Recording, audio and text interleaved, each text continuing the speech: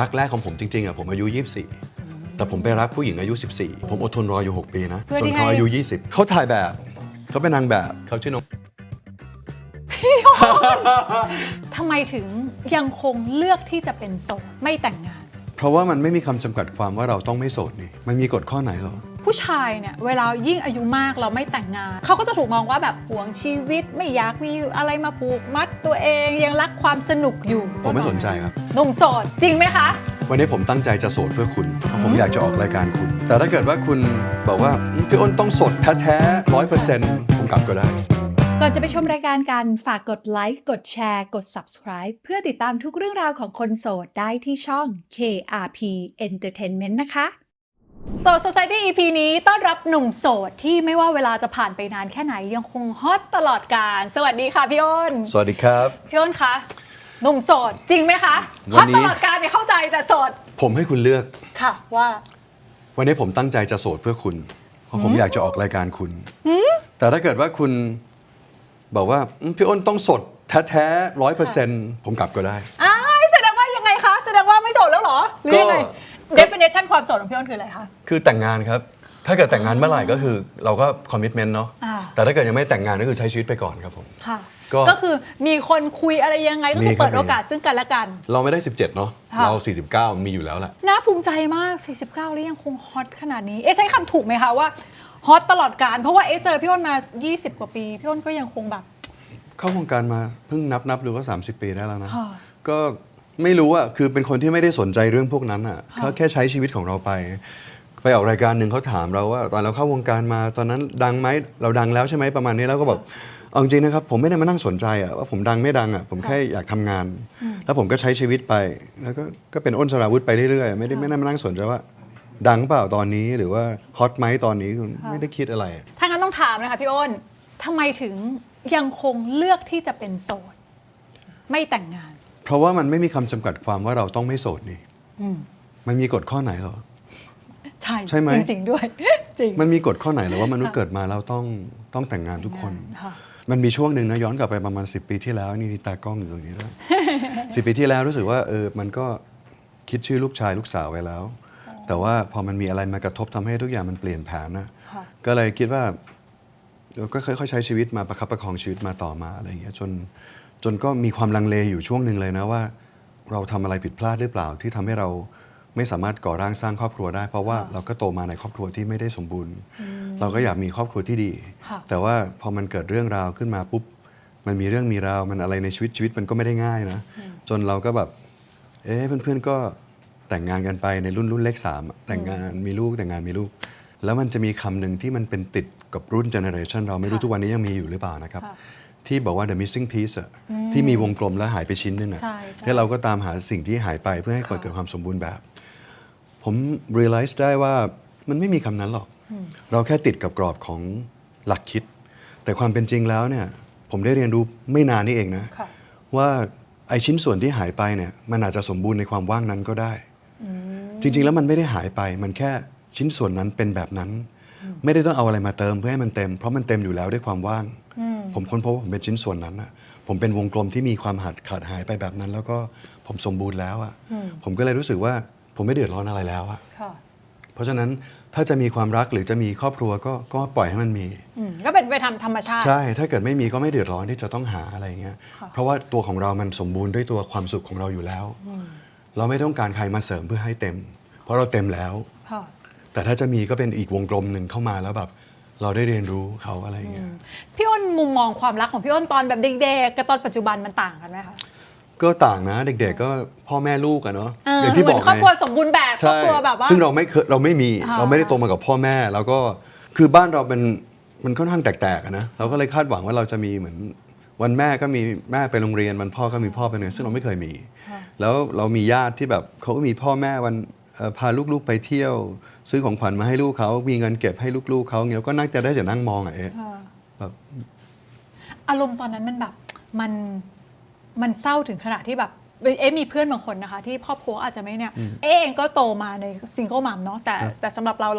อาจจะไม่ได้รู้สึกอะไรมากเพราะอาจจะเป็นเด็กสไตล์เราแต่เพื่อนบางคนรู้สึกมากร้องไห้รู้สึกแย่พี่อ้นจะเป็นเวอร์ชันไหนคะเป็นเหมือนตรงกลางระหว่าง2 คนระหว่างกับเพื่อนคือ มองทุกอย่างแล้วมีคำถามว่าทำไมเราถึงเป็นแบบนี้ แต่ไม่ได้เศร้า เพราะว่าอ้นสราวุธเป็นคนที่เหมือนกับมองทุกอย่างแล้วก็มีเท่านี้ก็เท่านี้อะไรอย่างเงี้ยแต่ก็มีคำถามวันแม่เข้าไปแม่ไปโรงเรียน ไปกราบแม่กันเราก็เห็นเนาะวันพ่อก็มีพ่อไปส่งที่โรงเรียนก็เห็นนะแต่ว่าก็ไม่มีทั้งพ่อและแม่ก็อยู่กับคุณย่าก็มีแต่ย่าอะไรอย่างเงี้ยเคยคิดจะเอาย่าไปวันแม่แต่ไม่ได้เอาไป แล้วก็มีคุณอาที่เลี้ยงมาและป้าที่ส่งเสียค่าเราเรียนโตมาแบบนั้นก็มีชีวิตแบบนั้นไม่ได้เศร้าแต่มีคำถามทำไมไม่เหมือนคนอื่นแต่ก็ไม่มีใครมาช่วยตอบคำถามได้ก็จนใช้ชีวิตมาเรื่อยๆก็พอรู้จักโลกก็ได้รู้จักอะไรหลายๆอย่างเข้าใจอะไรมากขึ้นก็มันไม่มีคำว่าสมบูรณ์แบบหลายๆคนก็ไม่มีแค่พ่ออยู่ไม่มีพ่ออยู่โตมาเป็นซิงเกิลมัมบางคนก็มีแต่พ่อไม่มีแม่ไม่มีทั้งพ่อและแม่ก็มีหรือมีครบก็มีแต่สุดท้ายแล้วชีวิตของแต่ละคนเป็นตัวพิสูจของตัวเองว่าเราจะใช้ชีวิตยังไงไม่ว่าคุณจะมีแค่แม่หรือมีแค่พ่อหรือมีพ่อแม่หรือไม่มีพ่อมีแม่ชีวิตของเรามันคือของเราเป็นหน้าที่ของเราที่เราต้องใช้มันยังไงถ้าเราใช้มันดีมันก็ดีถ้าใช้ไม่ดีไม่ว่าจะเป็นแบบไหนมันก็ไม่ดีอยู่ดีโหแสดงว่าตอนเป็นเด็กพี่อ้นต้องเป็นเด็กที่ค่อนข้างจะสตรองเนาะเพราะว่าต้องบอกว่ายุคนี้ถ้าเด็กๆฟังอยู่อาจจะรู้สึกว่าก็ไม่เห็นเป็นไรโรงเรียนเขาก็ไม่มีพ่อไม่มีแม่เข้าใจแต่ยุคก่อนมันอาจจะไม่ใช่แบบนั้นนะคะมันความรู้สึกว่าถ้ามันขาดหายไปมันจะแล้วพี่อ้นเจอทั้งสองทางใช่ครับคือพี่ไม่แอนตี้นะกับการที่มีวันแม่แล้วเราไม่มีอ่ะเพราะมันเป็นวัฒนธรรมที่งดงามในมุมพี่อ้นการมีวันพ่อเป็นแม่เป็นของงดงามแต่สำหรับเราคือเราก็ได้แต่มองเราอาจจะมีครูบาอาจารย์มีย่าไปก็ได้ แต่ว่าก็แค่มีคำถามแต่เด็กคนนั้นไม่มีใครมาช่วยตอบเลยก็โตมาแบบเต็มไปด้วยคำถามอะไรอย่างเงี้ยแล้วก็เป็นเด็กซี่เสือกอยากรู้โลกใบนี้อยากรู้จักอะไรก็เป็นคนที่ขยันเรียนหนังสือชอบรู้เรื่องอะไรอย่างเงี้ยก็เลยแบบก็โตมาเป็นอ้นสราวุธแบบนี้แต่ว่าไม่ได้รู้สึกว่าขาดแต่แค่รู้สึกว่าไม่ครบถ้ามีก็จะดีแต่ถ้าไม่มีก็ไม่เป็นไรซึ่งอย่างย้อนกลับไปก็คือตอนวัยรุ่นเนี่ยถึงกับไปถามคุณอาว่าตกลงผมเป็นลูกครึ่งหรือเปล่าเนี่ยคือเพราะว่าเด็กๆเนี่ยย่าบอกว่าแม่ชอบมองฝรั่งแล้วความเชื่อนี้เนี่ยเคยได้ยินใช่ป่ะที่บอกย่าจะพูดคำหนึ่งว่าผู้หญิงที่ตั้งท้องเนี่ยแล้วไปมองพระที่มาบิณฑบาตแล้วพระเป็นเท้าแสนปมเป็นตุ่มๆแล้วคุณแม่ก็ไม่สวยเลยพระคนนี้ไม่งามลูกก็ออกมาเป็นเท้าแสนปมเราก็ได้ฟังแบบนี้โอเคเขามองแล้วเป็นแบบนี้แม่เราคงมองฝรั่งแต่พอสัก12 13 14ขนมันก็เป็นสีน้ำตาลนะหน้าตาก็ประมาณนี้มันไม่น่าจะแค่มองหรือเปล่า ก็เลยถามคุณอาก็เลยบอกว่ามีช่วงหนึ่งที่เห็นคุณแม่มีแฟนเป็นชาวต่างชาติจบผมอยากรู้แค่นั้นเป็นใครอยู่ที่ไหนผมไม่รู้คุณอาก็ไม่สามารถอธิบายได้แต่ว่าผมก็ไม่ได้ถามคุณแม่พ่อผมก็โตมาในครอบครัวคนไทยก็เป็นแค่อ้นสราวุธจบคือเราอาจจะมีข้อสงสัยพอเราได้รู้อะไรปุ๊บหายสงสัยก็ไปต่อไม่ได้ดิ้นรนว่าฉันจะต้องไปหาพ่อแม่แท้ๆของฉันคนนี้เลี้ยงฉันไม่ใช่พ่อฉันผมไม่เป็นคนแบบนั้นใครเลี้ยงชีวิตเรามาคนนั้นมีพระคุณเราไม่ต้องเป็นสายเลือดกับเขาซึ่งก็ไม่ใช่สายเลือดของเขาแต่เขาเลี้ยงชีวิตเรามาจนทุกวันนี้จนโตมาได้เนี่ยเขาคือผู้มีพระคุณพ่อเป็นใครทุกวันนี้ยังไม่เคยเห็นเลยแต่ก็โตมาได้เป็นอ้นสราวุธในวันนี้ต้องบอกว่าแล้วชีวิตพี่อ้นเนี่ยแน่นอนพี่อ้นก็เคยผ่านการมีแฟนการมีคู่แต่อาจจะไม่ถึงขนาดแต่งงานครับผมเมื่อวันนั้นที่เคยมีแล้วมันขาดหายไปต้องเป็นโสดวันนั้นกับโสดวันนี้มันต่างกันไหมคะต่างโสดวันนั้นเหงาจัดเป็นคนอกหักไงพี่อ้นอกหักแล้วแบบโอ้ฟูมไฟร้องผมร้องไห้หรือแบบขึ้นอยู่กับว่ารักมากแค่ไหนค่ะเคยหนักสุดยังไงคะร้องไห้7 วันข้าวไปกินรักแรกรักแรกที่แบบรักจริงจังอ่ะรักจริงจังเด็กๆครับฟังดีๆนะครับตอนนั้นผมอายุประมาณ24โอ้รักแรก24คือรักแรกจริงๆอ่ะเป็นความรู้สึกที่ดีเนี่ยน่าจะเป็นตอนประถมแต่มันคือ Puppy Love ผมไม่นับแล้วกันแต่รักแรกของผมจริงๆอ่ะผมอายุ24แต่ผมไปรักผู้หญิงอายุ14ถึงบอกไงว่าแต่เด็กฟังดีๆนะครับก็สมควรให้นี่เพราะว่าแต่ผมอดทนรออยู่6 ปีนะจนเขาอายุ20แล้วทำไมมันถึงไปต่อก็ผมก็รักเขาดูแลหัวใจเขาไม่สัมผัสร่างกายเกินเลยในช่วงเวลา6 ปีนั้นคือ1นั่นได้แค่นั้นผมอดทนแล้วผมก็รักผมถนอมมากเพราะว่าผมรู้สึกผมแล้วตอนที่พี่อ้น24เขา14เนี่ยมันคือความรักหรือความเอ็นดูหรือมันรักเลยผมรักครับผมรักเขาจากรูปถ่ายด้วยครับพี่อ้นนี่มีหน้าถึงเป็นพระเอกนะคะเขามีความโรแมนติกอย่างนี้นี่เองคือมันบอกไม่ได้คือแบบเป็นแดดดี้ลองเล็กเหรอไม่ I don't know คือแบบจะบอกได้ไงคือเป็นคนที่รักคนยาก ไม่ได้แบบเจอใครขึ้นมาสวยก็รักไม่ใช่นะ เดินมา20คนสวยๆอาจจะสวยดีชอบดูเพลินตาแต่แบบ แล้วอันนี้คนนั้นยังไงคะเด็ก14คนนั้นเขาเป็นยังไงทำไมถึง เขาถ่ายแบบเขาเป็นนางแบบแล้วเปิดมาแล้วเจอตาเจอหน้าเขาแล้วแบบ โอ้ แล้วก็แบบเห็นตาเขาแล้วแบบตาเขาเหมือนแอ่งน้ำใสๆสวยๆแล้วแบบเห็นแล้วมันสงบมันแบบ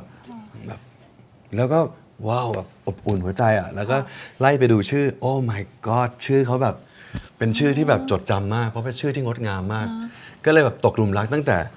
สายตาหน้าแล้วก็ชื่อของเขา เราได้บอกเขาไหมคะ ตอนเขา14บอกเขาตอนไหนว่าเราชอบเขาอะ บังเอิญมีโอกาสไปทำงานกับเขาไปถ่ายแบบที่บาหลี ค่ะ กรี๊ดอยู่คนเดียวเพราะว่าไม่อยากให้ใครรู้อาการก็แบบ โอ้ยแล้วไปเจอที่นั่นยังไงต่อ แมกกาซีนแล้วก็ไปพอมีโอกาสได้ถ่ายแบบที่บาหลี ค่ะ ก็แพรวติดต่อมาเราก็แบบถ่ายแบบเหรอครับโอ้ดีครับไปถ่ายแบบถ่ายกับใครเหรอครับชื่อนได้ครับไปได้ครับโอเคแต่ในใจคือ แล้วตอนนั้นที่ไปถ่ายนี่เขาอายุเท่าไหร่คะ 14 อยู่ไหม โหพี่ว่ามันเป็นความรู้สึกที่พูดยากนะ ว่าด้วยความ14 แล้วใจเต้นแบบเจอเขาครั้งแรกแบบแล้วก็แบบต้องเก็บอาการตลอดเวลาแต่เราดังแล้วนะ ตอนนั้นใช่เพราะตอนนั้นพี่ว่า24ก็ดังแล้ว ดังแล้วเล่นละครเลยเจอเขาก็ยืนแต่ วันนี้ แบบ เคยมั่นใจเป็นไง สวัสดีครับสวัสดีครับ เก๊กใส่อย่างเงี้ยเหรอคะแล้วก็ เก๊กๆใส่ แต่ในใจ แล้วก็แบบถ่ายแบบกันก็แบบมีความสุข แล้วบอก เสียอาการ บเข มาก ไห อะแต่พยายามจะเก็บอาการทุกอย่าง สุดท้ายอดใจไม่ไหว เก็บดอกลั่นทมอะที่มันร่วงอยู่ที่พื้น เพราะเราถ่ายโพลารอยด์ใช่ไหมครับ แล้วก็เก็บดอกลั่นทมแล้วก็เอาโพลารอยด์เนี่ยไปให้เขาที่ห้อง ซึ่งแม่เขาอยู่ เปิดประตูมา คุณแม่ครับ ผมชอบลูกสาวแม่ครับ 14แล้วคุณแม่ก็ทำหน้าไงคะ อึ้งๆนิดหนึ่ง เขาคงบอก คือมึงบ้าเปล่าคือแบบลูกกู14 เอง แต่แบบพี่เป็นคนที่รักยากพี่บอกแล้ว พี่รักคนยาก แต่ถ้าใช่พี่ไม่ทนอ่ะ พี่ก็เคาะประตูเอาการดมาให้คุณแม่ครับ ผมชอบลูกสาวคุณแม่ครับ ผมอยากรู้จักลูกสาวคุณแม่ แล้วหลังจากนั้นมาก็เลยไปมาหาสู่บ้านเขาตลอดครับ คุณแม่ก็เป็นคนเปิดครับ แล้วก็แต่ว่าคุณแม่เป็นคุณแม่ที่ดี ที่ให้คำแนะนำกับชีวิตผมตลอด ครั้งหนึ่งผมจำได้ผมเคยไปที่บ้านเขานะครับ แล้วก็เหมือนกับเราก็ช่วยแม่ก็ล้างจานคุยกับคุณแม่เราชอบคุยกับผู้ใหญ่อยู่แล้ว อ้นเห็นโหลขนมที่หัวนอนไหมเนี่ยถ้ากินทีเดียวมันก็หมดเนาะแต่ถ้าเกิดค่อยๆบรรจงกินไปทีละนิดมันก็อยู่กับเรานาน ผมรู้เลยว่าคุณแม่กำลังสอนผม โอเค เข้าใจได้ ผมก็เลยรู้สึกแบบบ้านนี้เป็นบ้านที่ผมศรัทธาชื่นชม แล้วก็ผมมีเพื่อนไปเล่นดนตรีที่หน้าประตูบ้านเขาแบบแล้วผมก็ร้องเพลงให้เขาฟัง แล้วผมก็ช่วงที่เขาขาหักขาเจ็บ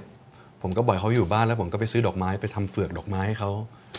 ปิดตาเขาแล้วก็เอาขาเขาแช่ในน้ำแล้วก็ทำเฟือกจัดดอกไม้ที่ขาเขาเปิดตามามันก็คือดอกไม้ทั้งพุ่มอ่ะ โอ้โห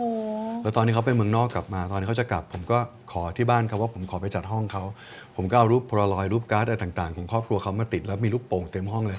แล้วก็มีรูปผมอยู่ใบเดียววางอยู่ แล้วผมก็แบบ welcome back home อะไรอย่างเงี้ย แล้วน้องเขาเวลาที่เขารู้อะค่ะพี่อ้นเขายังไงคะ เขาก็รู้อ่ะเขาก็รู้ แต่ เพราะ เขา เรา ก็ ไป ยัง บ้าน เด็กเขาก็ทำตัวไม่ถูกนะ14เขาคงแบบใช่ ค่อยๆ แต่เขาเป็นเด็กลูกครึ่งเขาอาจจะโอเพนนิดนึงนะแต่ว่าเขาก็ยังเป็นเด็กที่ดีเป็นน้องที่น่ารักแล้วอ้นก็แบบนับถือใจเขาก็นั่นแหละเราใช้เวลาประมาณ6 ปีในการหล่อเลี้ยงความรู้สึกที่ดีนั้น จนวันหนึ่งที่อ้นจะ30แล้วเขาก็จะ20ผมจะเริ่มต้นชีวิตอีกสเต็ปหนึ่งอ่ะผมก็ถามเขาว่าผมขอโทษผมอยากรู้ว่าเราอยู่จุดไหนกัน ผมจะได้ go on ชีวิตวางแผนต่อ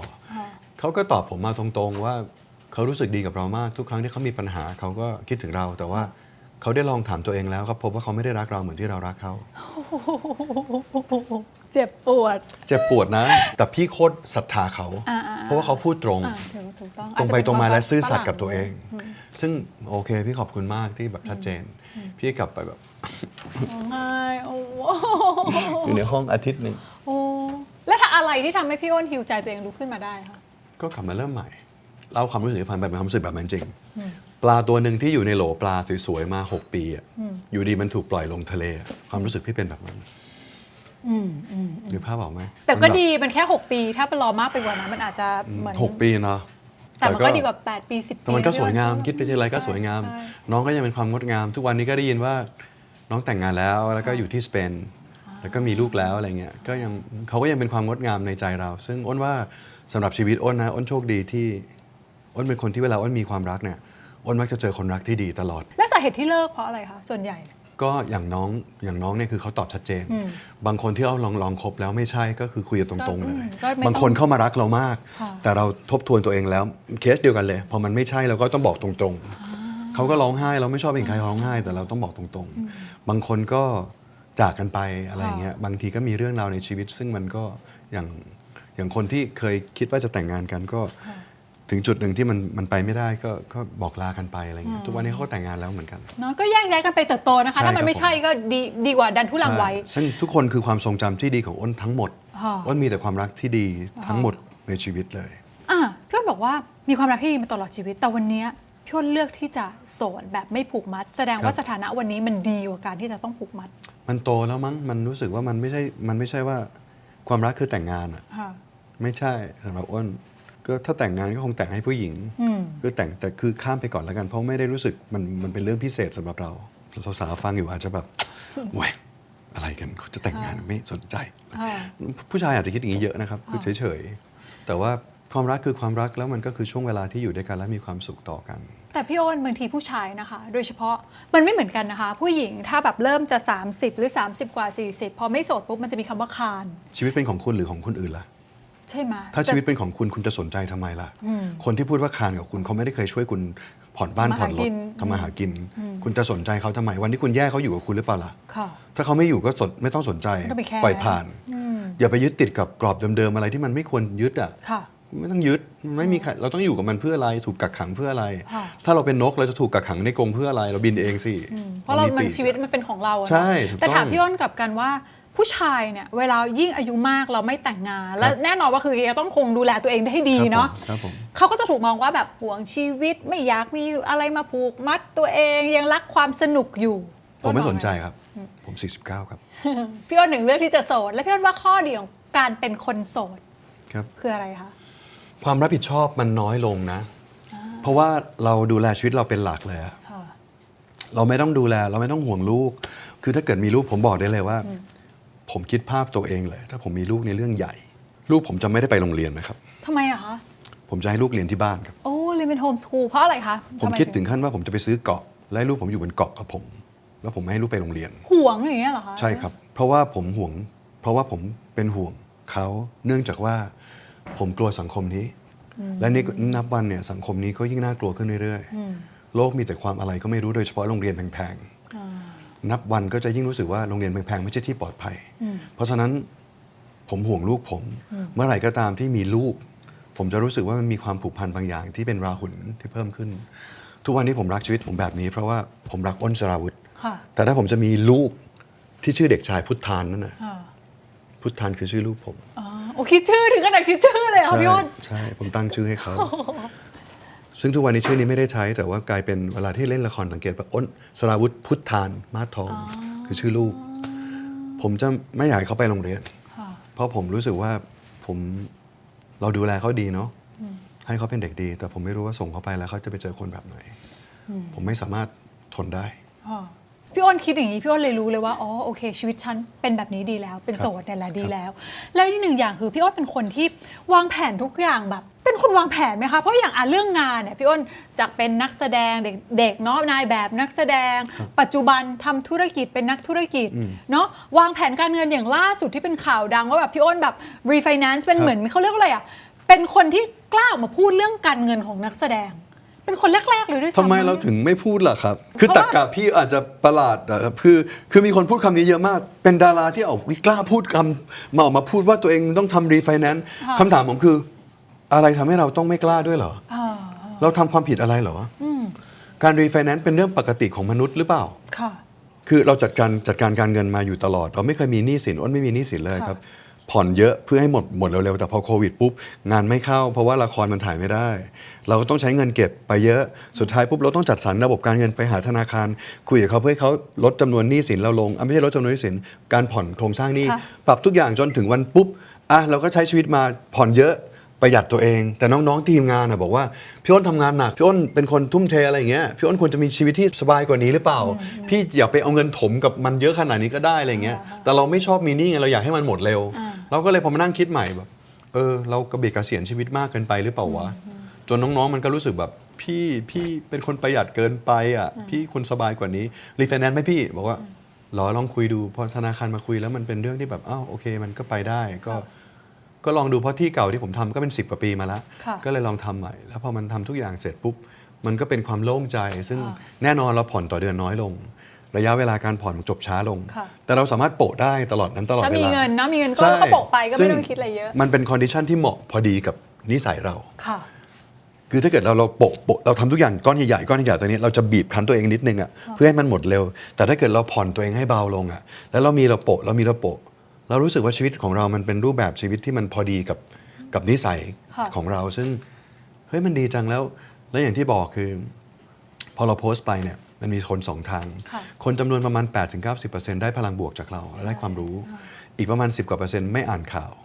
แล้วก็ไม่ดูคลิปจนจบเห็นหัวข้อข่าวเห็นเหมือนกับดาราร้องไห้ก็จะบอกพวกดาราไม่ก็เป็นแบบนี้ชอบมาร้องห่มร้องไห้ชอบไม่มีการวางแผนการเงินคือไม่ได้ดูพี่ก็ไม่ถือสาเพราะฉะนั้นพี่อ้นก็ไม่ได้เดือดร้อนอะไรเพราะคือคนที่ได้ดูก็จะได้กำลังใจได้แนวคิดโดยเฉพาะอ้นมักจะบอกทุกคนเสมอว่าเวลาอ้นมีปัญหาในชีวิตเนี่ยคุณจะไม่เห็นหน้าผมหรอกเพราะผมจะจัดการกับการแก้ปัญหานั้นด้วยตัวเองจนกว่าจะแก้ได้แล้วพอผมแก้ยังไงปุ๊บผมจะเจอวิธีแล้วผมจะเอามาบอกคุณแต่ถ้าผมมีปัญหาคุณไม่ต้องสงสารผมไม่เรียกร้องผมจะจัดการเองอย่ามายุ่ง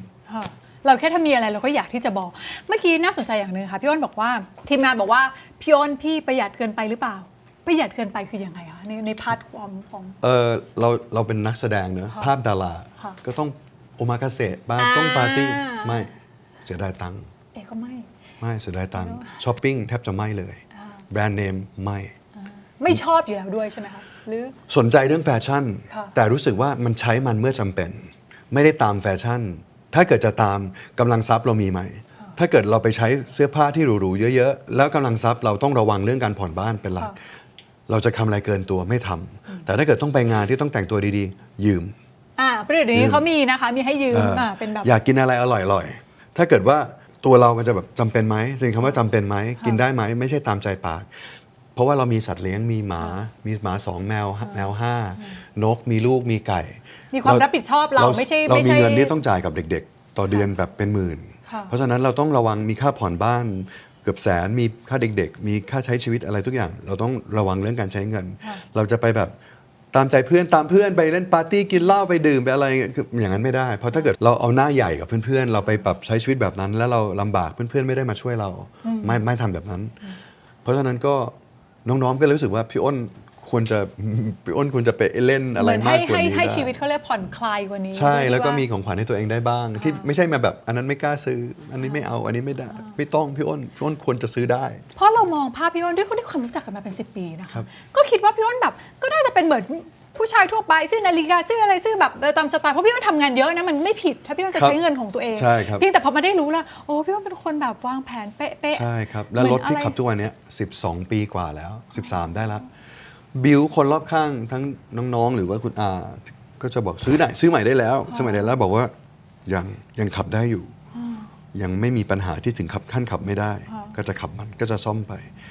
ก็ไปปรึกษาช่างว่าต้องซื้อไหมช่างบอกว่ารุ่นนี้ยังไม่ต้องครับยังขับได้ค่อยๆเก็บก็จะใช้คันเดิมโทรศัพท์มือถือถ้าของเก่ามันไม่ได้กดปุ่มแล้วมันไม่ติดก็จะไม่มีทางเปลี่ยนกระแสอะไรมาก็แล้วแต่ผมไม่สนใจเรียกว่าไม่ตามกระแสหรอไม่เป็นชัดเจนถ้าผมไม่ชอบผมไม่ซื้อแต่ถ้าชอบแล้วมันราคาสูงก็ไม่ซื้ออยู่ดีก็คือรอให้ตัวเองฟรีก่อนเรื่องการเงินถึงค่อยนี่คือชัดเจนว่าพี่ว่าเป็นคนวางแผนถ้างั้นถามค่ะด้วยความที่หนึ่งเป็นคนโสดเนาะแล้วเราก็ไม่รู้อนาคตข้างหน้าอาจจะโสดต่อไปให้วงเล็บโสดแต่ไม่สดโอเคโสดคือไม่ได้แต่งงานคือคำว่าการแต่งงานคือต้องจดทะเบียนสมรสในทางกฎหมายจะโยงไปถึงเรื่องของการของในเชิงกฎหมายเลยค่ะพี่อ้นเพราะว่าสอบถามนิดนึงว่าอย่างพี่อ้นมีการวางแผนทุกอย่างและอย่างทรัพย์สินพี่อ้นล่ะพี่อ้นมีการวางแผนมาเขียนพินัยกรรมไว้อะไรไหมเขียนแล้วเขียนยังไงคะเขียนอันนี้ให้ใครนี้ให้ใครนี้ให้ใครทำทุกอย่างเรียบร้อยคือถ้าตายไปก็ไม่เป็นไรแล้วพี่อ้นรู้ไหมคะว่ามันมีคนที่เห็นเนาะหลายคนที่มาถามมาบอกอย่างนึงนะที่แนะนำทุกคนทำพินัยกรรมเพราะเดี๋ยวนี้ทำพินัยกรรมมันง่ายพี่อ้นเหมือนเนี่ยเรานั่งกันอยู่เงี้ยเอากระดาษ2 อันมาแล้วก็เขียนพินัยกรรมแบบเขียนเองทั้งฉบับเนาะเขียนเองทุกอย่างแล้วก็ลงชื่อทุกอย่างซึ่งพินัยกรรมมันเปลี่ยนแปลงได้ตลอดสมมติณวันนี้สมมติว่าสมมตินี่เป็นบ้านของผมก็ยกบ้านนี้ให้เกิดวันหนึ่งผมไม่มีตังค์แล้ว ผมขอขายบ้านนี้มันก็เป็นของผมอยู่ดีผมยังไม่ถึงจุดนั้น แต่ถ้าเกิดสมมุติผมสามารถมีบ้านใหม่ในอีกสเต็ปหนึ่งบ้านนี้ก็เป็นของผมก็หรือผมเป็นอะไรไปก็ก็ไม่ลำบาก ใช่ใช่ อะไรเงี้ย ง่ายๆเลยพินัยกรรมมันคือฉบับล่าสุดมีผลบังคับใช้ ใช่ครับ เพื่อคุณผู้ชมดูนะคะ อาจจะแบบอยากนี่ก็ง่ายๆเลยเอากระดาษมา2 แผ่น เขียน เขียน เอง เลย ด้วยมือทุกฉบับ ใช่ คีย์เวิร์ดที่สำคัญคือวันที่ ครั เรา บ ทำวันเดือนปีที่ทำ ดีมาก เราชื่ออะไรบ้านเลขที่เท่าไหร่ ใช่ครับ อยู่ที่ไหนระบุตัวเรา แล้วก็ถ้าสมมติเราเสียชีวิตเราจะยกบ้านหลังนี้ให้ใคร ครับ เงินเท่านี้ให้ใครระบุไป แล้วก็เขียนระบุไปว่าเรามีสติสัมปชัญญะทุกอย่าง ครับ แล้วก็เนี่ยเขียนแบบเนี้ย2 ฉบับ ครับ เก็บไว้ที่ใครฉบับแรกเก็บไว้ที่ใครฉบับที่หลัง แล้วก็เซ็นลายเซ็น ครับ ไม่ต้องมีพยานด้วย คืออันเนี้ยแบบว่ามันเป็นข้อที่ดีมากๆ ทำไว้เลย นะคะ ทำอัปเดตไปเรื่อยๆทำปีละครั้งก็ได้เขียนไว้เป็นอย่างเงี้ย ใช่ ปีละครั้งปีละครั้ง ใช่ค่ะ เท่านั้นเองแล้วก็มันก็สบายใจเรา เพราะว่าอะไรก็เกิดขึ้นได้ เราไม่รู้อนาคตว่าจะเป็นยังไง ใช่เผื่อแบบคนดูแล้วแบบสนใจเลยนะคะลองไปเขียนดูแนะนำจริงเราเหมือนเราวางแผนชีวิตไว้ไม่ให้มันเกิดปัญหา ใช่ เนาะเพราะว่าถ้าสุดท้ายแล้ววันที่แบบเราเสียชีวิตไปแล้วเราไม่มีการวางแผนโอ้โหสิ่งที่เราทำมาทั้งหมด วุ่นวายแม้แต่ น จำไว้เลยว่าแม้แต่ครอบครัวก็ทะเลาะกัน ใช่ ก็ทำอะไรให้มันเรียบร้อย อย่าวางใจในสิ่งต่าง โหแสดงว่าพี่ก้นเป็นคนที่แบบเป็นคนที่วางแผนทุกอย่างแบบเป๊ะ ๆเพิ่งรู้สึกถึงคนมองว่าเราเป็นคนวางแผนที่จริงๆรู้สึก แล้ว ว่า พี่ก้นไปรู้ เรา มา เป็น ได้ ค ยั น งไง ชิล คะ มาก เพราะคุยจากคนเยอะมากก็หลายคนไม่ทำพินัยกรรมไม่เพราะคิดว่าเรายังอายุไม่ได้เท่าไหร่ไม่ใช่แบบเจ็ดแปดสิบ อ้นไม่ประมาทครับแล้วอ้นก็เรียนรู้ว่าปัญหามันเกิดขึ้นกับดูข่าวปะล่ะถ้าคุณดูข่าวก็เห็นข่าวใช่ไหมรักกันขนาดไหนบ้านรวยขนาดไหนก็ทะเลาะตบตีกันก็แย่งชิงก็ดูข่าวแล้วก็เรียนรู้จากมันทำพินัยกรรมซะครับ ทำพินัยกรรมใครสนใจนะคะเมื่อกี้พูดไม่ทันอะไรไงทักมานะเดี๋ยวส่งแบบฟอร์มไปให้ดู เยี่ยมคุณ ชีวิต มาดู เรา ราย จะ การ ได้ ถูกต้อง ง่ายขึ้นนะคะ แล้วถ้าให้พี่อ้นแนะนำด้วยความที่วันเนี้ยพี่อ้นโสดเนาะ ครับ โสดแบบไม่ได้แต่งงานเนาะ ครับโสดไม่ได้แต่งงานนะครับ ใช่แล้วพี่อ้นดูแฮปปี้ดูแบบมีการวางแผนทุกอย่างเป๊ะๆๆๆกับชีวิต แต่มันมีคนบางคนที่อาจจะเพิ่งโสด หรือเขาทุกข์ใจกับความโสดของเขาถ้าให้แบบแนะนำในสไตล์ของพี่อ้น ผมเคยบอกพี่ๆทุกคนรอบๆตัวผมเสมอครับว่าถ้าเกิดสิ่งสำคัญที่สุดในชีวิตของคนเราเนี่ยคือตัวเอง คุณต้องรักตัวเองให้เป็นก่อน ถ้าคุณรักตัวเองไม่เป็นอย่าไปขวนขวายที่จะรักคนอื่น เพราะว่าคุณกำลังขาดทุน ชีวิตคุณน่ะมันคือการลงทุนกับตัวเอง คุณไม่มีคุณ lost แล้วคุณเหมือนคุณจมน้ำอ่ะคุณคอยแต่จะไขว่คว้าหาท่อนไม้ที่วิ่งผ่านมาในชีวิต แล้วก็เกาะมันไว้ ชีวิตควรจะเป็นแบบนั้นไหมถ้าคุณไม่อยากให้คุณอยู่ในสภาพนั้น จงฝึกว่ายน้ำให้เป็น ถ้าคุณตกน้ำคุณก็ว่ายน้ำได้ คุณขึ้นฝั่งได้ คุณเลือกได้ ไม่ใช่แปลว่าไปเกาะท่อนไม้แล้วท่อนไม้นั้นเสือกเป็นจระเข้แม่งโดนกัดยับ แล้วคุณก็ปล่อยให้แม่งกัดไปเพราะว่ากูไม่มีใครให้เกาะมึงกัดกูไปได้เลยเลือดอาบกูไม่มีใครให้เกาะมึงกัดกูตบกูได้เลยกูไม่มีใครให้เกาะมันมีคนแบบนี้เยอะ เพราะฉะนั้นรักตัวเองให้เป็นก่อน มันเหมือนคำถามนี้ง่ายนะ รักตัวเองเป็นหรือยังอย่าเพิ่งรีบตอบนะครับไปส่องกระจกแล้วถามตัวเองในกระจกด้วย เอาให้แน่ใจว่ารักตัวเองแล้วหรือยังไม่ต้องรีบนะครับ ค่ะสำคัญเลยก่อนจะไปรักคนอื่นเนาะรักตัวเองให้ได้ก่อนเนาะถ้าเรายืนด้วย2 ขาของเราเอง ใช่ครับ วันที่เราจะเป็นคนเลือกมากกว่าที่เราจะ ใช่ ถูก อย่า เลือก ไปถูกเลือกแล้วก็ ค่ะ ไม่มีใครก็อย่าลืมนะว่ามีพ่อแม่หรือคนอื่นถ้ามีพ่อแม่นะหรืออย่างน้อยที่สุดก็คือมีคนที่เลี้ยงดูเรามาจนเราโตมาได้ขนาดนี้ หรือแม้แต่สมมติคุณไม่มีใครเลี้ยงดูคุณมา คุณเลี้ยงดูตัวเองมาจนโตมาได้ขนาดนี้ ให้เกียรติตัวเองบ้าง ค่ะ ไม่ใช่แบบทนให้ใครเขาปู้ยี่ปู้ยำอยู่ ค่ะ มันไม่ควรเป็นแบบนั้นเลย ซึ่งผมไปเห็นว่าเห็นข่าวหลายคนมากผู้หญิงโดนตบตาบวมอะไรแต่ก็ทน ผมก็ไม่รู้นะว่าเขาทนทำไมหรือมันมีอะไรแต่จะทำแบบนั้น ผมบอกเลยนะ ถ้าผมเป็นพ่อผู้หญิงคนนั้นนะไอ้ยันตาย เลี้ยงมาซะดิบดีสุดท้ายมาทนเพราะความรัก ซึ่งมันอาจจะไม่ใช่ความรักที่แท้จริงด้วย ครับผมพี่อ้นใจดีนะครับ แต่ถ้าสิ่งไหนที่มันอยู่ในความดูแลของความรักพี่อ้นห่วงมาก เพราะฉะนั้นอย่างที่บอกครับ ผู้หญิงคนนั้นก็มีพ่อมีแม่เขาก็คงเลี้ยงดูเขามา หรืออย่างน้อยที่สุดถ้าไม่มีพ่อมีแม่คุณเลี้ยงดูตัวเองมาเนี่ย คุณต้องให้เกียรติตัวเองให้เป็น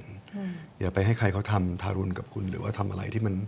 เอาเปรียบคุณเกินไป ค่ะ แล้วถ้าวันหนึ่งค่ะพี่อ้นชีวิตคนเราไม่แน่นอนนะคะ วันนี้พี่อ้นอาจจะบอกแบบนี้ แต่ถ้าวันหนึ่งพี่อ้นเจอคนที่พี่อ้นรู้สึกว่าเนี่ยแหละ คือคนที่ฉันอยากจะใช้ชีวิตคู่อยู่ด้วย คิดถึงขั้นแบบแต่งงาน หรืออาจจะไม่แต่งงาน แต่ก็ใช้ชีวิตอยู่คู่อยู่ไป ใช่ ครับจะเป็นยังไง พอ อะไรเงี้ย มีวันที่พี่อ้นคิดว่าเจอคนที่ใช่แล้วแบบไปะแต่งงานกัน ไม่รู้อะตอบไม่ได้หรอกคืออย่างที่บอกพี่อ้นไม่ได้โหยหาแล้วไง ค่ะ คือ ชิ้นส่วนที่หายไปอ่ะที่เราท่องกันแล้วตามหาผ่านยุคนั้นมาแล้ว คือมาเรียนรู้แล้วว่าไอ้ชิ้นที่หายไปเนี่ยมันคือความว่างที่เป็นบังเอิญว่ามันคือชิ้นส่วนที่เหมาะสมกับชิ้นส่วนของฉัน ซึ่งนั่นคือฉันแล้วฉันก็มีความสุขฉันรู้สึกสมบูรณ์แล้ว แต่ถ้าเกิดจะมีใครเข้ามาอีกคนหนึ่งวงกลมนั้นคงจะต้องใจดีอ่ะคำว่าใจดีเลยสำคัญที่สุดโอเคหล่อสวยหน้าตาดีทุกคนก็มองกับคนแบบนี้ก็ถ้ามีก็ดีใช่ไหมแต่ถ้าเกิดสวยมากหน้าตาดีมากแต่ใจร้ายจบนะจบเลยนะ อยู่ด้วยกันแล้วมันก็คงอึดอัดนะถ้าแบบ จบเลย มี พี่จบเลย อย่าให้รู้ว่าใจร้ายนะ จบเลยนะ มันไม่ใช่แบบที่เราชอบ แต่พี่อ้นคะมันก็จะมีความคิดของคนกลุ่มหนึ่งที่ก็จะมองว่าเฮ้ยถ้าเราไม่มีครอบครัว แก่ตัวไปจะเป็นยังไง ใครจะดูแล อันนี้มันเป็นคำถามที่แบบ หาเงินไว้ครับหาเงินไว้ครับ จ้างพยาบาลครับ หาเงินแก่ตัวไปพยาบาลดูแล คุณอย่าไปบอกว่า ไม่มีลูกจะคุณเลิกคิดคำนั้นนะครับ คุณแน่ใจเหรอครับว่าลูกจะดูแลคุณ ช่วยดูข่าวเยอะๆนิดหนึ่งเพราะฉะนั้นต้องมีลูกจะได้ดูแลเลิกคิดคำนี้ไปเลยครับ ต้องมีเมียหรือมีแฟนเขาจะได้ดูแลเราอาจจะคิดได้อยู่ แต่สุดท้ายแล้วผมว่าสิ่งที่คุณต้องทำจริงๆคือหาเงินไว้แล้วก็คุณจะใช้เงินนั้นเพื่อประโยชน์ของมันในการนั้นเอาไว้ดูแลสุขภาพตัวเองดูแลร่างกายอย่างพี่อ้นเนี่ยพี่อ้นก็ทำงานหาเงินเนาะแล้วก็เอาเงินไว้ใช้เพื่อประโยชน์ในสิ่งที่เงินจำเป็นต้องใช้อะเขาเรียกว่าเป็นหน้าที่ของเงินแต่ว่าพี่อ้นเป็นคนที่พี่อ้นไม่ได้กลัวความตายเลยคือทุกวันนี้รู้สึกว่าทุกวันที่ได้นอนหลับก็จะรู้สึกวันนี้อีกหนึ่งวันที่ผ่านชีวิตมาแล้ววันรุ่งขึ้นถ้าเกิดได้ตื่นก็คือว่าได้กำไรเข้าใจแล้วก็คือผ่านมาหมดทุกอย่างในสิ่งที่ต้องการแล้วพี่ไม่ได้พูดเล่นนะพี่ตายได้เลยนะคือพี่อ้นรู้สึกว่าพี่อ้นอยู่ทุกวันนี้เพื่อเรียนหนังสือเพื่อเรียนรู้โลกใบนี้แล้วก็รู้จักตัวเองกำลังที่เราพอมีหรืออะไรที่เราสร้างประโยชน์ได้ทำเพื่อให้ชีวิตของความเป็นมนุษย์เนี่ยมันไม่ได้มีความหมายแค่การกินขี้ปี้นอนถึงเวลาถ้าเกิดมันหมดอายุของเราแล้วก็ไปได้เลยเพราะจริงๆแล้วสึนามิพ่นเกือบตายมารอบหนึ่งใช่พี่อ้นอาจจะเกี่ยวไหมคะพี่อ้นผ่านเหตุการณ์ที่มันด้วยมันก็นั่นก็ด้วยและก่อนหน้าสึนามิคือบอลลูนตกเหตุการณ์นั้นพ่นต้องอยู่ในนั้นแต่พ่นไม่สบายก็เลยมีดาราไปแทนบอลลูนตกครับแล้วก็ชีวิตที่เฉียดมาหลายรอบแล้วครับแล้วก็ชีวิตที่ผ่านเรื่องร้ายๆมานี่ก็เราอยู่ในจุดที่คิดฆ่าตัวตายไปแล้วแต่สิ่งที่ดึงเราไม่ใช่เรื่องความรักเรื่องชีวิตเรื่องที่มันมีข่าวดังๆอะไรอย่างเงี้ยครับพอยก็คือว่าสิ่งที่เรายึดเราไว้ก็คือเราน่าจะเป็นพระสงฆ์น่าจะเป็นพระพุทธรูปพระพุทธเจ้าหรือว่าพระธรรมคำสั่งสอนเพราะว่าณวันนั้นในวันที่เสียใจมากก็กอดพระพุทธรูปร้องไห้อยู่4 วันแล้วก็ได้เรียนรู้ว่าต้องอดทนกับชีวิตแล้วก็เข้าใจมันในความเป็นจริงว่าชีวิตมันคงไม่ได้มีตามที่เราถูกใจไปซะหมดมันมีความไม่ถูกใจก็มีแล้วก็ได้มองชีวิตตามความเป็นจริงได้รู้จักคนที่ใจร้ายแล้วก็ได้รู้จักคนที่ใจดีแล้วก็ได้รู้จักตัวเองค่ะกำลังจะถามพี่อ้นอยู่พอดีว่าคุยมาเนี่ยเหมือนพี่อ้นแบบแน่นอนมีปัญหาอะไรก็คือรับปัญหาไว้แล้วเราก็แก้แล้วก็จัดสรรระบบด้วยตัวเราเองแต่ถามจริงบางทีเรื่องของจิตใจอะพี่อ้นเรามีที่ปรึกษาไหมหรือเราปรึกษาใครหรือคุยกับนกหมาแมวหรืออะไรยังไงคะคำถามนี้ไม่ได้กวนตีนใช่ไหมครับไม่ได้กวนตีนถามจริงว่ามันต้องมีคนเราต้องมีวันที่มันมีการถามผู้หญิงสวยว่ากวนตีนไหมเนี่ยมึงเร็วมากเลยอ้นอยากรู้ว่าพี่อ้นคุยกับใครอะเวลาที่มันทุกข์หรือมันอะไรยังไงปัญหาทั่วๆไปจะมีคนให้เราคุยแต่ถ้าปัญหาไหนที่มันละเอียดลงไปจะไม่คุยจะจัดการกับปัญหานั้นปรึกษาพระหลวงพ่อหรือไม่ก็ทบทวนมันด้วยตัวเองคือพี่อ้นเป็นคนที่ไม่ได้มีความศรัทธาในมนุษย์มาตั้งแต่เด็กอยู่แล้วเพราะฉะนั้นเวลาพี่อ้นเจอปัญหาอะไรที่มันละเอียดลึกซึ้งมากๆคนที่จะช่วยพี่อ้นได้ไม่มีเพราะว่าพี่อ้นไม่เปิดรับแล้วปัญหามันจะผ่านไปยังไงคะถ้าเกิดแบบก็ปัญหามีหลายรูปแบบใช่ปะถ้าปัญหาเรื่องการเงินเนี่ยก็ถามคนที่มีความรู้แต่เมื่อกี้ยูโฟกัสปัญหาที่มันละเอียดลงไปถึงหัวใจหรืออะไรเงี้ยจะทบทวนตัวเองแล้วต้องการอะไรชีวิตคืออะไรสิ่งไหนที่อ้นสราวุธอยากเป็นอยากอยู่อยากมีชีวิตอยู่รูปแบบเป็นยังไงอะไรที่มันเป็นเรื่องละเอียดจะอยู่กับตัวเองเพราะเพื่อนที่ดีที่สุดคือตัวเองหมาแมวอะไรพวกนี้เนี่ยจริงๆเขาเป็นยารักษาโรคนะสำหรับพี่อ้นคือพี่อ้นมีพลังบวกได้แบบนี้เพราะว่าเขาเป็นพลังงานสะอาดให้เราแล้วทุกครั้งที่อยู่กับนกอยู่กับหมาแมวอยู่กับอะไรเงี้ยพี่อ้นจะรู้สึกสงบแล้วก็ไม่คิดถึงอนาคตไม่คิดถึงอดีตไม่มีความทุกข์จะรู้สึกสงบใจมากๆบ้านจึงเป็นแหล่งของพลังงานเชิงบวกพี่อ้นที่สุดทุกคนถึงได้ชอบอยู่บ้านก็เลยช ชอบสัตว์เลี้ยงแล้วไม่ได้เลี้ยงสัตว์เป็นแค่สัตว์เลี้ยงแต่เลี้ยงสัตว์เป็นเหมือนกับเพื่อนจิตวิญญาณอะเพราะว่าจิตวิญญาณของเราต้องการสิ่งที่สะอาดและเราได้จากสัตว์เลี้ยงกับธรรมชาติไม่ใช่มนุษย์แน่นอนนะพี่อ้น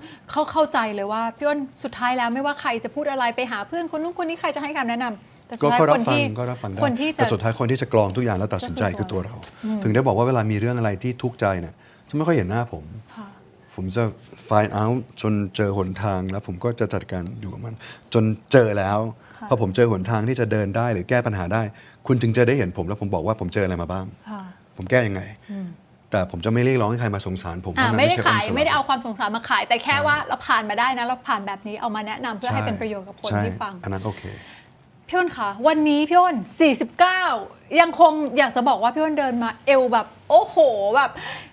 ไม่เคยเห็นพี่อ้นสราวุธอ้วนสักครั้ง ไม่มีเลยเป็นคนที่แบบเป๊ะทุกครั้งถ้าถามวันหนึ่ง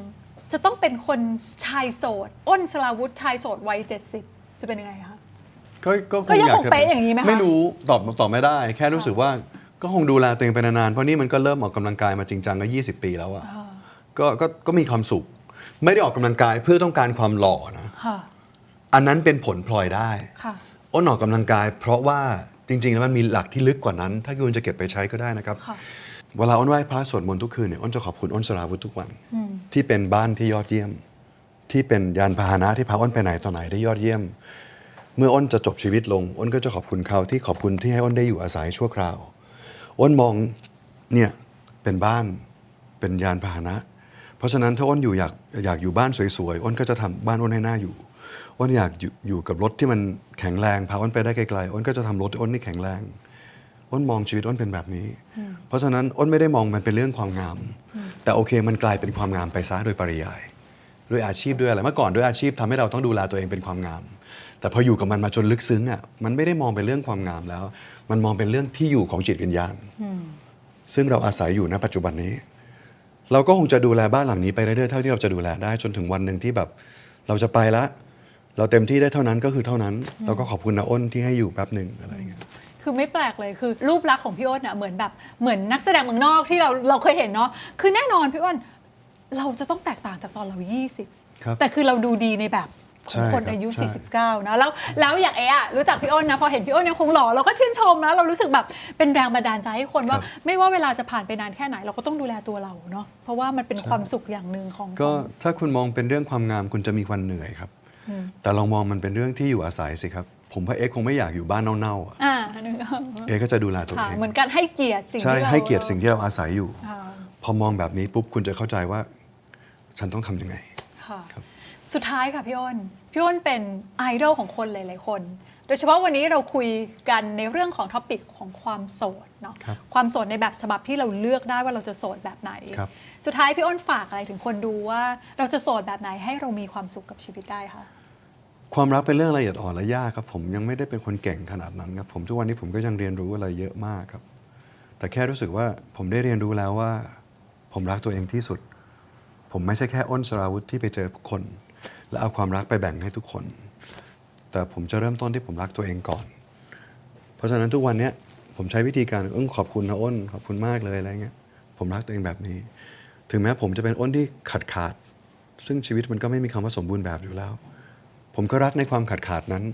แล้วผมก็รู้สึกมันก็คือพอดีกับผม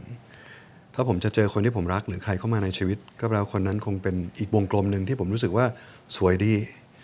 ผมอยากรู้จักอยากเรียนรู้แต่ผมไม่ได้ถึงเขาไม่อยู่ถึงเขามาให้ผมรู้จักแล้วเขาไม่อยู่ผมก็ไม่ได้ขาดอะไรแล้วครับก็เป็นแค่การเรียนรู้ซึ่งกันและกันของชีวิตเท่านั้นเองก็ให้เกียรติตัวเองเยอะๆถ้ามีพ่อแม่ให้เกียรติพ่อแม่ที่เขาดูแลเรามาจนโตแต่ถ้าไม่ได้มีพ่อแม่เลี้ยงดูมาให้เกียรติตัวเองที่ส่งเสียเลี้ยงดูตัวเองมาต่อสู้มาจนโตอย่าให้ใครย่ำยีหัวใจของเราอย่าให้ใครย่ำยีชีวิตของเราได้เพราะว่าคุณต้องอยู่กับคนคนนี้ที่หน้ากระจกคุณไปจนวันสุดท้ายของชีวิตครับผมค่ะก็เป็นแง่มุมดีๆนะคะทำให้ถ้าเราจะโสดเราต้องโสดแบบคนคุณภาพนะคะโสดแบบพี่อ้นนะคะที่ไม่ว่าเวลาจะผ่านไปนานแค่ไหนยังยืนยันค่ะว่าก็ยังฮอตตลอดกาลวันนี้ต้องขอบคุณพี่อ้นสราวุธมากๆเลยนะคะขอบคุณมากครับสวัสดีครับสวัสดีครับพี่ว่ามันจะมีคนที่แบบฮะจริงเหรอ โสดมาตลอดชีวิตจริงๆเหรอคะ ใช่ซึ่งก็แบบโดนหาจริงเหรอเนี่ยมาตลอดเหมือนกันนะยิ่งอายุมากขึ้นมันก็ยิ่งหาจริงเหรอมากขึ้นเรื่อย เคยไปเดทบ้างไหมคะจริงเหรอ ๆชีวิตนี้มีกิจกรรมเยอะมากยกเว้น พี่ เด ดี ท ใจมากดีใจข้างบ้านเนี้ยจะต้องมีคำถาม กลัวไหมจะขึ้นคานทองนิเวศสำหรับชอบเป็นไงคะ อ๋อไม่มีป้าข้างบ้าน ไม่มี ค่ะ ป้าไม่กล้าถาม ป้า ไม่ ป้า ถาม จะถามว่าแบบเรื่องตั้งรัฐบาลเป็นไงลูก อ่า อะไรอย่างเงี้ยเราเป็นคนมีเพื่อนหลากหลายประเทศใช่ไหม ค่ะ ต่อให้ไม่ใช่อาชีพนักการเมืองนะเอาอาชีพแบบพนักงานบริษัททั่วไปเลยเนี่ยเพื่อนญี่ปุ่น เพื่อนจีนเนี่ยถึงระดับที่ว่าเรียนสูงเนี่ยพ่อแม่ไม่พอใจจบโทจบเอกพ่อแม่ไม่พอใจ เพราะว่าจะหาสามียากทั้งที่แบบว่าเขาก็เกิดมาในครอบครัวที่แบบพ่อแม่เป็นหมอนะถ้าคุณไม่แต่งงานเขาจะรู้สึกว่าคุณยังไม่เติบโตมันไม่ผ่าน passage ของการเติบโตเป็นผู้ใหญ่ เพราะฉะนั้นต้องแต่งงานก่อนถึงจะได้เลื่อนขั้นอย่างเงี้ย